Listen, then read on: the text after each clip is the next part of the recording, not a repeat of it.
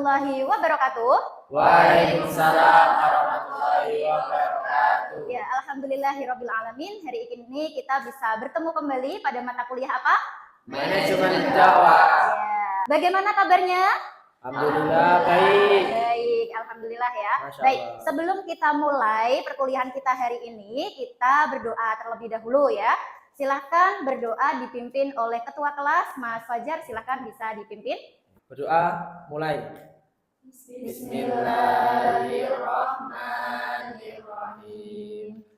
Sebelum kita masuk ke pembelajaran inti perkuliahan, kita mereview sedikit ya materi sebelumnya. Ada pengelolaan ya, mengelola, merencanakan, mengevaluasi, mengorganisasikan juga. Nah, selanjutnya fungsi dari manajemen itu apa sih? Coba dari Fajar. Ada 4. Planning, organizing, aquating, dan controlling. Oke, ada 4 ya fungsi dari manajemen. Sebelum kita memasuki materi perkuliahan kita pada hari ini, kita harus mengetahui terlebih dahulu materi kita ini itu identifikasi terkait apa sih gitu ya. Nah, jadi dari subjek MK2 dalam FPS yang sudah dibagikan di sini untuk pertemuan pada hari ini kita akan menganalisis konsep ya, teori, prinsip serta fungsi dari manajemen, betul sekali, dari fungsi manajemen dakwah dalam pengelolaan lembaga dakwah secara sistematis dan komprehensif. Jadi dari subjek MK2 itu kita juga akan masuk ke bagian kajiannya. Jadi ada beberapa indikator yang harus kita pelajari. Nah, untuk pada pertemuan pada pagi hari ini, untuk yang pertama yaitu ketetapan menjelaskan fungsi perencanaan, keorganisasian, pelaksanaan, pengawasan, dan evaluasi ya dari POAS-nya. Nah, yang kedua adalah ketetapan analisis integrasi. Nah, dari apa? Dari fungsi manajemen dalam lembaga dakwah secara sistematis tentunya. Nah, untuk yang ketiga, teman-teman juga harus paham ya ketetapan untuk memberikan contoh implementasi fungsi dari manajemen itu apa ke dalam praktik dakwah. Contohnya dalam sebuah lembaga dakwah, teman-teman sudah melaksanakan di organisasi dakwah, sudah merencanakan, mengorganisasikan pelaksanaannya bagaimana, pengawasan atau kontrolnya bagaimana, apakah sudah sesuai atau belum. Nah, itu kita juga harus melakukan praktik dakwahnya gitu ya. Nah, untuk yang keempat yaitu ketetapan menunjukkan sikap ilmiah, moderat, ini ya yang buka, disiplin dan bertanggung jawab dalam diskusi akademik. Jadi setelah kita melaksanakan fungsi POAS dalam lembaga dakwah, kita juga perlu nih untuk menunjukkan apa sikap ilmiah kita, terus moderat kita kepada masyarakat untuk apa terkait diskusi akademik dan lain sebagainya. Mengapa sih manajemen dakwah itu penting untuk dipelajari? Nah, dari permasalahannya yang ada di sekitar kita ya. Jadi ini banyak program dakwah itu yang tidak berkelanjutan biasanya. Kenapa? Karena biasanya lembaga dakwah itu mereka ada yang sudah melaksanakan perencanaan, ada yang mungkin sudah melaksanakan organisasian, tetapi dalam pelaksanaannya mereka itu tidak gitu ya, tidak melaksanakan. Nah, di sini peran penting manajemen dakwah itu sangat berkontribusi ya dalam sebuah perencanaan dalam lembaga dakwah. Nah, karena untuk apa? Dakwah ini dia berkelanjutan. Misal program yang tersebut itu ada kekurangan, nah dari manajemen dakwah ini nanti bisa mengakumulasi, oh kesalahannya itu di mana sih? Seperti itu. Nah, jadi kegiatan dakwah juga sering bergantung pada individu tertentu. Contohnya, hanya SDM ini saja nih yang mungkin mumpuni gitu ya, tetapi SDM yang lain itu tidak diberdayakan. Ini salah satu contoh yang salah ya, atau permasalahan yang ada di dalam masyarakat. Nah, dakwah digital itu berkembang pesat, tapi belum dikelola secara profesional. Nah, dakwah digital ini memang saat sehari-hari kita ya saat ini itu kita sudah menggunakan media digital ya.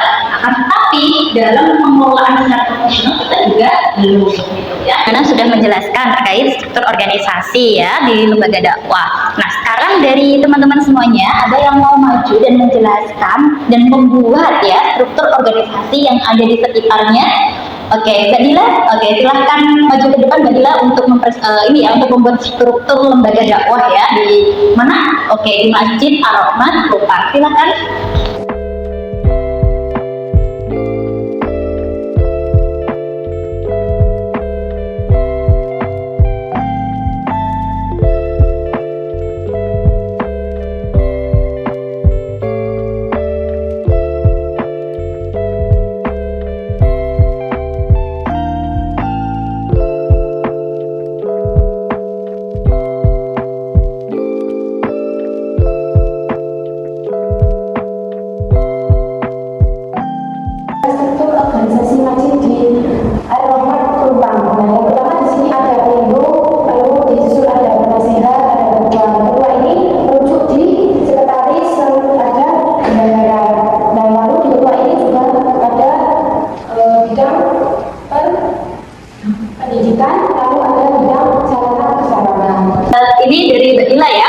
membuat struktur organisasi di Masjid Al-Rahmat Bopan. Kita beri applause dulu buat Mbak Dila.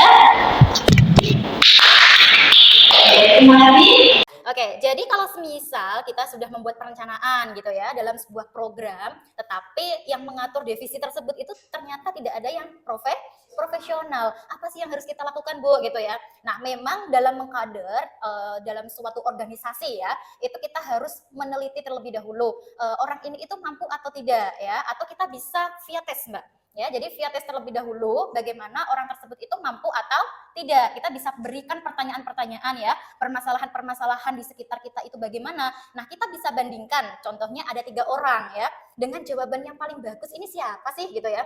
Atau mungkin bisa menggunakan via tes tadi ya, via tes tertulis ya atau lisan itu juga bisa. Jadi di sini yang paling bagus itulah yang kita pilih gitu ya. Nah, semisal nanti tidak mencapai target itu bagaimana, Bu gitu ya.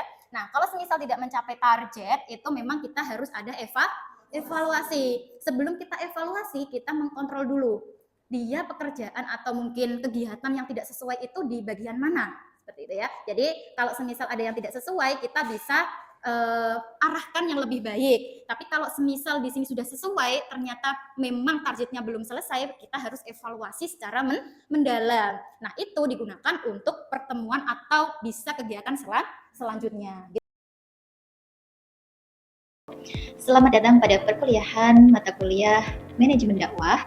Pada kesempatan ini kita akan membahas materi mengenai manajemen POAJ dalam dakwah. Pada sub CPMK kedua, mahasiswa mampu mengidentifikasi dan menganalisis konsep, teori, prinsip, serta fungsi manajemen dakwah dalam pengelolaan lembaga dakwah secara sistematis dan komprehensif. Manajemen dakwah penting untuk dipelajari. Yang pertama, mempelajari manajemen dakwah bertujuan untuk memberikan pemahaman mengenai fungsi-fungsi manajemen yang meliputi perencanaan, pengorganisasian, penggerakan, dan pengawasan dalam aktivitas dakwah. Yang kedua, manajemen dakwah bertujuan meningkatkan efektivitas dan efisiensi pelaksanaan program. Tiga, melalui kajian manajemen dakwah, mahasiswa diharapkan memiliki kemampuan yang mengelola lembaga dan organisasi dakwah secara profesional, adaptif, responsif terhadap perkembangan masyarakat. Keempat, manajemen dakwah bertujuan mewujudkan aktivitas dakwah yang sistematis, terstruktur, serta berkelanjutan. Manajemen dakwah itu bertujuan mengintegrasikan nilai-nilai moderasi beragama dalam setiap proses dakwah, hingga pada pesan Islam dapat disampaikan secara inklusif, toleran, dan rahmatan lil alamin. Dan ini mengintegrasikan prinsip-prinsip manajerial modern dengan nilai-nilai Islam, sehingga aktivitas dakwah dapat dilaksanakan secara terencana, terstruktur, dan terukur. Sinergi antara fungsi-fungsi manajemen POAJ dengan nilai-nilai wasatoniyah akan menghasilkan model dakwah yang lebih adaptif, kontekstual, dan mampu menjawab berbagai tantangan kehidupan masyarakat modern secara bertanggung jawab. Fungsi pertama dalam manajemen dakwah adalah planning atau perencanaan. Perencanaan merupakan fondasi utama dalam keberhasilan program dakwah.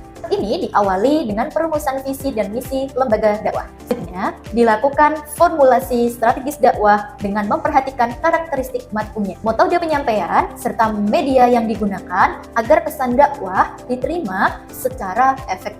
Program yang dirancang melalui relevansi dengan realitas yang dihadapi oleh masyarakat. Tahap berikutnya adalah menyusun rencana operasional. Setelah perencanaan disusun, langkah berikutnya adalah organizing atau pengorganisasian. Pengorganisasian merupakan proses pembagian tugas, kewenangan, dan tanggung jawab agar seluruh sumber daya dapat bekerja secara efektif, mampu menuju tujuan yang telah ditetapkan. Dalam lembaga dakwah, struktur organisasi biasanya dipimpin oleh seorang ketua yang dibantu oleh berbagai divisi seperti divisi program, divisi sumber daya manusia, dan pengembangan dai serta bidang evaluasi dan koordinasi. Fungsi ketiga adalah actuating atau penggerakan. Actuating merupakan proses menggerakkan dan memotivasi seluruh anggota organisasi agar memiliki semangat dalam melaksanakan tugas dakwah. Pemimpin dakwah tidak hanya berperan sebagai pengarah, tetapi juga sebagai motivator yang mampu membangun ukhuwah. Yang terakhir adalah controlling atau pengawasan dan evaluasi. Tahap pertama dilakukan melalui penetapan indikator kinerja yang meliputi aspek kuantitatif maupun kualitatif. Selanjutnya, dilakukan monitoring secara berkala. terhadap pelaksanaan program melalui observasi lapangan, laporan kegiatan, dan dokumentasi program. Hasil monitoring kemudian dianalisis. Untuk apa? Untuk mengetahui tingkat ketercapaian tujuan program dengan membandingkan antara target dan realisasi yang akan dicapai. Silakan bisa dikerjakan dengan berdiskusi dan belajar bersama ya, melalui metode case-based learning dan cooperative learning, dan sampaikan ide, berbagai pengetahuan, dan temukan solusi secara kolaboratif. Dengan kerjasama yang baik, kita dapat meningkatkan pemahaman, kemampuan, komunikasi dalam perkuliahan manajemen dakwah, hasil dan pengabdian kepada masyarakat yang ada di sini itu diintegrasikan sebagai sumber pembelajaran. Sebagai calon sarjana manajemen dakwah, mahasiswa penting bagi kita untuk memahami bahwa fungsi planning, organizing, evaluating, dan controlling tidak dapat dipisahkan satu sama lain. Oke, dari hasil pemaparan video tadi, ada yang bisa menyimpulkan isinya apa? Oke, Mbak Sahara silakan. Jadi ketika misal kita akan melakukan suatu kegiatan atau apa itu pastinya kita akan melakukan perencanaan terlebih dahulu. Tapi sebelum itu, sebelum perencanaan itu kita sampaikan kepada seluruh pihak, kita akan melakukan perencanaan semacam mandiri seperti itu. Nanti akan yang kita bahas apa, terkait nanti yang akan kita sampaikan di rapat dan sebagainya. Terus juga untuk pengorganisasian atau nanti siapa aja yang terlibat itu kita buat secara terstruktur, baik melalui nanti ketuanya siapa atau sebagainya. Oke, terima kasih jawabannya luar biasa sekali ya. Kita beri aplaus dulu buat Mbak Sahara ya. Oke, selanjutnya kita bentuk kelompok ya, bentuk kelompok. Di sini kelompok 1 ya, di sini kelompok 2 dan yang di belakang kelompok 3. Jadi kelompok 1 mengerjakan ini ya, yang pertama. Terus yang kedua mengerjakan yang nomor 2, kelompok ketiga mengerjakan yang nomor 3. Oke, silahkan bisa dikerjakan terlebih dahulu, nanti bisa disampaikan presentasinya. Silakan.